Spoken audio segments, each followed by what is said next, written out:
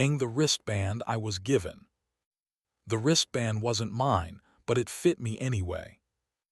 It sat in Tessa's top drawer under the black t-shirts she hoards like alibis, a neon orange strip with a chip the size of a lentil tucked into the plastic. Our building uses keys that pretend to be rings. My office uses cards with photos that age worse than we do. This little loop belonged to the Palaver, the private club above the old post office, the one that started as an artist co-op, learned to love money, and never looked back. The chip meant more than free drinks. It meant vault access. I wouldn't have found it if I hadn't been looking for a charging brick. That's how the good betrayals arrive, by piggybacking on errands. I lifted the shirts and there it was, orange like a flare, stamped with Palaver ivory in small black letters. I held it between finger and thumb and felt my pulse move to my hand. "Tess," I called, like I hadn't just put myself in a room I couldn't explain. "In here," she said, voice flat enough to survive any answer. She was on the balcony with the city pinned behind her like a backdrop, hair up, one leg tucked under the other the way she sits when she's about to choose a fight. My job makes me suspicious of everything. I'm a provenance investigator, which sounds like a romance language until you do it for a decade. I follow paperwork through time and decide whether the painting you love is legal to love. Tessa curates the Ridgewell collection. She speaks donor and drywall, and can make a gallery feel like someone's first apology. I held up the wristband. "You forget to invite me to something." She didn't blink. "It was supposed to fit you without you noticing." "Vault access." "After hours," she said. "2 nights a week theoretically, tonight for sure." "And you weren't going to tell me because." "Because you love hard truths, and I needed a soft trick." She stood, came to me, and took the band from my hand like it was a ring and we were both lying. Close, she smelled like mint and ambition. "You've had your antenna up since the Kirsch piece," she said. The Kirsch piece, water and women and a shoreline full of arguments, had almost bankrupted a museum after my report suggested the export papers were forged in a language dead for the donor's convenience. Tessa had been there when I said stolen, and watched a room decide whether it believed me or the check. She knows what I look like when I'm right and it costs us friends. "What's in the Palaver vault?" I asked. "Not paintings," she said, "ledgers." We live in a city where art is a language traders like to speak when they need to say clean. The Palaver began as a loft where kids trading canvases pretended the rent would never be due. Now it's a membership that makes men in soft shoes feel edgy. They keep a private vault for temporary custody, which is how you say quiet quarantine when you think no one's recording. The text came then from a number I didn't have saved. "Mint at 2107. Don't be late." Tessa read it over my shoulder. "That's for you," she said, "because it's for me." "Who?" "Rin," she said, and made a face that combined history and hunger. "She installs for the club. We used to be a situation." "Defined." "She let me sleep in her studio when I thought I liked cheap danger," Tessa said. "We didn't use words for it. We used songs." "You didn't keep any of the songs." "I kept the key," she said, and tapped the wristband. "I'll come," I said. "You have to," she said. "You're the locksmith." The Palaver sits on top of the city like it expects the city to say thanks. The elevator smells like a promise people keep to themselves. We checked in at a desk that didn't try to hide its cameras. The wristband chimed when Tessa pressed it to the reader. The guard looked at her like she belonged in the kind of rooms people don't post photos of. He looked at me like I was furniture delivered by mistake. Rin waited under a Calder mobile that looked like math flirting with wind. She had the kind of face photographers call interesting, so they don't have to say beautiful. She wore black shorts, black boots, and a gray work shirt with the club logo at the pocket and a strip of gaffer tape on the sleeve where a name patch should have been. She saw me first, then Tess, then us together. There was a ripple over her mouth I wouldn't have noticed if I didn't make a living off ripples. "You brought him," Rin said to Tessa. "He brought himself," Tessa said, which would be true even if it were. Rin's eyes held steady on mine. "I need you to not be honorable for 2 hours." "I can rent that," I said. She handed me a second wristband, twin to Tess, but stamped with indigo. "Don't touch anything in the vault," she said. "Look harder than you've ever looked." In a back corridor painted the color of seriousness, the club displayed its brand, photos of members pretending to be surprised by each other, anonymous donations dressed as civic virtue, a timeline that turned scrappy into pedigree. The vault door wasn't theatrically huge. It was modest and thick and quiet. Rin swiped indigo, Tessa swiped ivory, and the light went green. Inside, compact, refrigerated, dense. Boxes stacked like obedient secrets. A great floor that made your steps sound honest. And on a center table, a ledger bound in leather the color of old piano benches, a fountain pen sleeping across it like a weapon out of work. Rin nodded at the book. "Residence log," she said. "What comes in, what goes out, what changes names." Tessa looked at me with the face she has when she curates an exhibit and wants to watch the first person recognize what they're looking at. "You said Kirsch wasn't a one-off," she said. "You were right." I opened the ledger, a satisfying crackle, a faint smell of smoke that was. The entries were neat enough to make the mess worse. Object, chair, Wexler School, 1937, missing check. Object, bronze, low by provenance, private Swiss.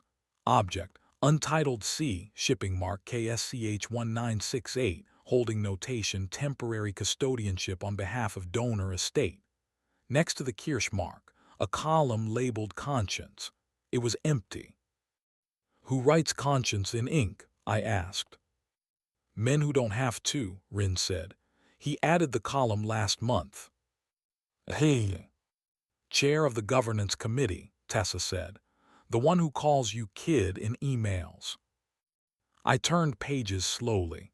Same hand, same pen, a language of swaps and stalls, a code you could learn if you let yourself think like the people who teach themselves to be forgiven. Rin put a finger down on a line 3/4 of the way through. "There," she said. "The line that made me call you instead of the cops." Object, Lotus screen lacquer, Ching, holding for restoration, origin. Estate gift, destination, Ridgewell. Ridgewell, her collection, her name. The screen I'd told her not to accept without a paper trail that did more than wink. The one she'd fought to keep until the donor withdrew the offer with a regretful emoji. "Did it come anyway?" I asked. "Not to us," Tessa said. "To here, where it learns to be legitimate." "Ridgewell will get it next quarter," Rin said. "After a restoration that sands off the memory.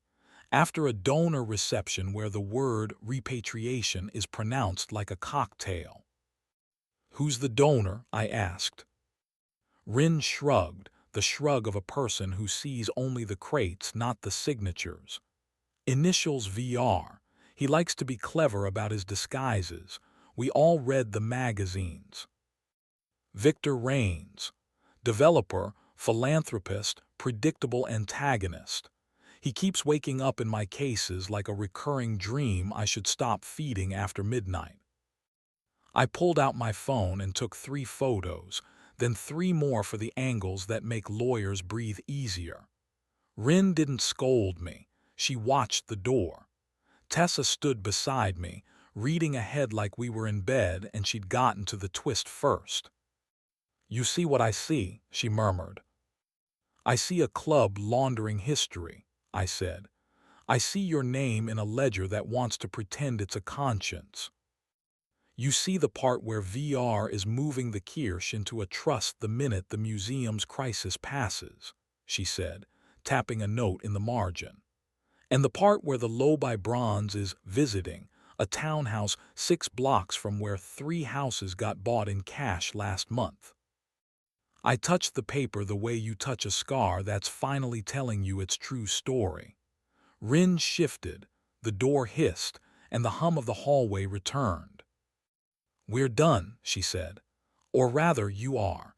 Now we get to the part where you have to choose which door you lose." "What does that mean?" Tessa said.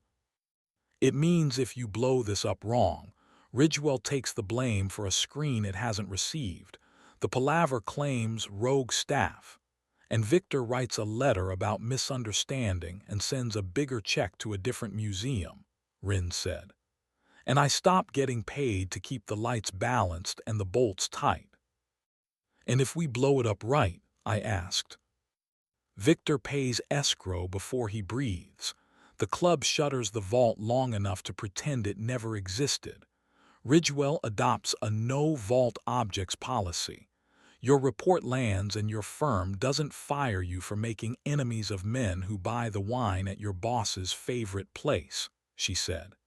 "You know the choreography." Tessa's hand found my wrist, thumb exactly where my pulse lives.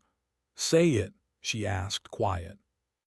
"Honeysuckle," I said, hatting it and kneading it. "We left the way we came, which is to say pretending we belonged." In the elevator, Rin stood between us like a mediator who knows desire makes fools of politics. "Tess," she said, almost tender, "you don't owe me, not for the couch, not for the songs." "I owe you a job if this goes wrong," Tessa said. "I won't take it," Rin said. "I have a spine, not a resume." On the street, the night smelled like basil from the pizza place that doesn't judge you for ordering twice. We walked the long way home because we needed to be moving to remember we were alive. "You didn't give me the wristband because you didn't want to show me you were gambling with my job," I said. "I gave you the wristband because I knew you'd know how to gamble without losing the house," she said. "And because Rin wasn't asking me for a favor. She was asking me to stop pretending." At our door, she pushed me back against it and kissed me with the kind of precision that makes you think she's time-boxing your wanting. The apartment behind us hummed, everything in its place except the thing we just broken and decided not to fix. We went slow. We let hands find maps they'd learned in quieter months. When she climbed over me, her mouth at my ear, she said, "Don't make me a symbol." "I can't," I said. "You keep being literal." We slept in a tangle that would look staged if you photographed it. In the morning, I wrote the report my firm hates, short, merciless, with footnotes like a prosecutor's smile. The ledgers, the photos, the initials, the policy recommendations. Escrow or decline. No palaver objects. Independent third-party audits. A promise that if we touch a piece with a vault pedigree, we do it with gloves that can testify. I sent it to my boss and to the Ridgewell board chair and to a reporter who knows what not to print first. Tessa drafted the policy before lunch. Rin sent me a photo of her wrench and the caption, "If anyone asks, I never learned to open that door." Victor responded at 3:41 p.m. with an email so gracious it glowed. He loved our diligence. He adored the word escrow. He suggested a listening session and attached a pledge letter for twice what the screen was worth, which is a sentence you write when you understand nothing and everything at once. The palaver announced a temporary inventory consolidation that smelled like summer cleaning and scandal avoidance. Ridgewell published the policy with a line about our ongoing commitment to ethical collecting that made the comments nicer than usual for 8 hours. We celebrated by closing our blinds and letting the late light make the room honest.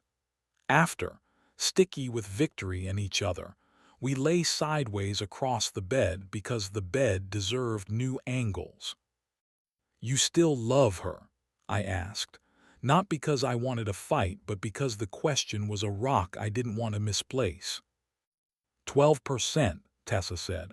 "The part of me that believes survival is sexier than safety." "Where do I score?" I asked. 91, she said. "That seems mathematically suspect." "The missing 7 is for the versions of us who keep not quitting," she said. "They get their own number." "You're not afraid I'll go back to Rin?" I asked. "You were never with Rin," she said. "You were with the room she owns." She tucked her hair behind her ear and watched the ceiling like it had a good idea. "Victor will try again," she said. "He always does," I said. "He'll send flowers to the club with a note about missing the energy, and the board will pretend they didn't see," she said. "He'll invite you to lunch to discuss frameworks. He'll ask me to help translate the new policy to his foundation, and he'll keep a second ledger somewhere we haven't found yet." "We'll find it," I said. "We will," she said, "and we'll kiss in rooms where we don't belong until they become ours." That night, Rin texted a photo of the vault door, closed, with a paper sign taped crooked, "Temporarily unavailable." Under it, in pencil, someone had written, "Conscience under maintenance." I sent back a stupid emoji and a thank you and asked if she was okay. She replied with a shrug I could hear and a link to a job posting for a rigging gig at the theater 2 neighborhoods over. "I miss lighting bodies more than objects," she wrote. "Objects don't clap." I told her the theater needed her more than the vault did, and she sent a single word: "Mint." The hour from the note on my phone. The hour I met the version of myself who's always waiting in the hallway for the right door to open. We kept the wristbands in the kitchen drawer with our spare keys and the tiny screwdriver you need when glasses decide to fall apart. Sometimes, when we forget to be brave, Tessa opens the drawer and runs a finger over the orange plastic like a rosary. Sometimes I take it out and hand it to her and say, "I trust you," because I do, and because she deserves to hear the thing and not just infer it from the rest of our better decisions. The screen didn't come to Ridgewell. It went somewhere it might belong if the world were kinder. The Kirsch stayed loud. The Bronze learned a new home that didn't require us to lie. And when Victor posted a photo of himself at a gala under a painting I can't name because it would ruin a different story, I felt that clean satisfaction that arrives only when your report becomes a rule.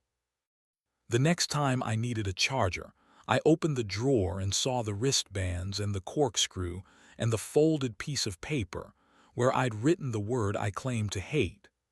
I put my palm over it and felt the heat come back up through my skin. Honeysuckle, ridiculous, hours. The password for walking into a vault and back out again with the same person you walked in with, even after you've seen what you weren't supposed to see. The city, loud, dishonest, beloved, keeps asking us to prove we deserve each other. We keep doing it. We keep the light on.